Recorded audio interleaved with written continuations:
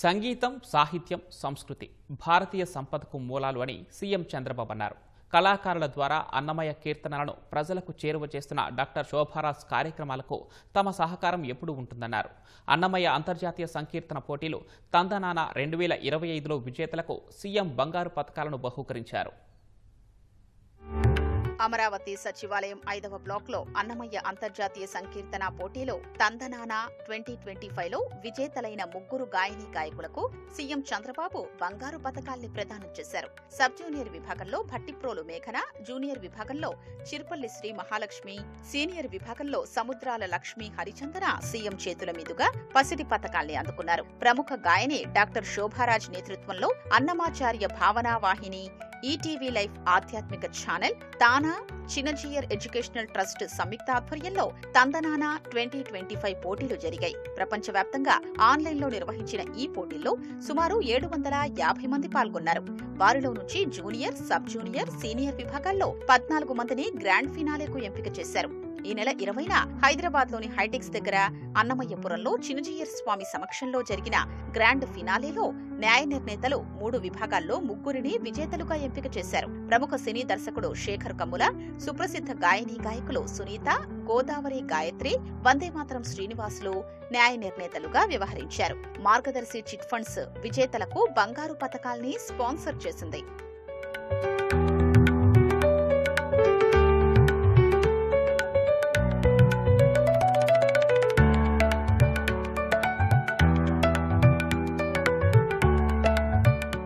భారతీయ సంగీతంతో భక్తి ఉద్యమానికి ప్రాణం పోసిన మహానుభావుడు తాళ్లపాక అన్నమాచార్యులని సీఎం కొనియాడారు.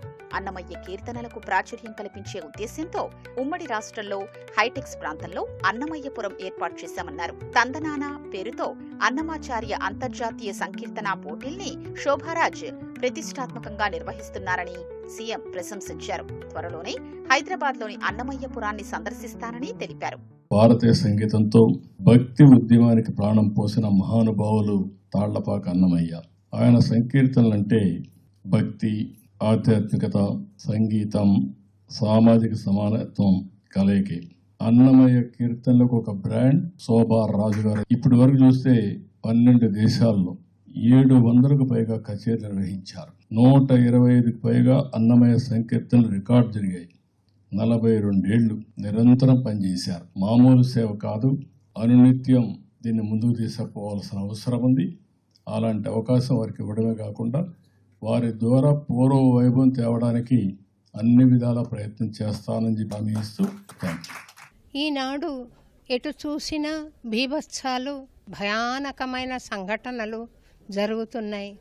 వీటన్నిటికీ మూల కారణం మనిషిలోని భావ కాలుష్యమే కదా.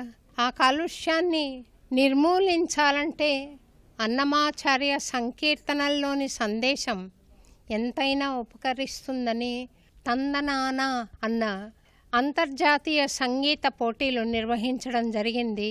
అవార్డు గ్రహీతలు తమ ప్రతిభను సీఎం ఎదుట ప్రదర్శించారు. భళా తందనానా, భళా తందనానా, భళా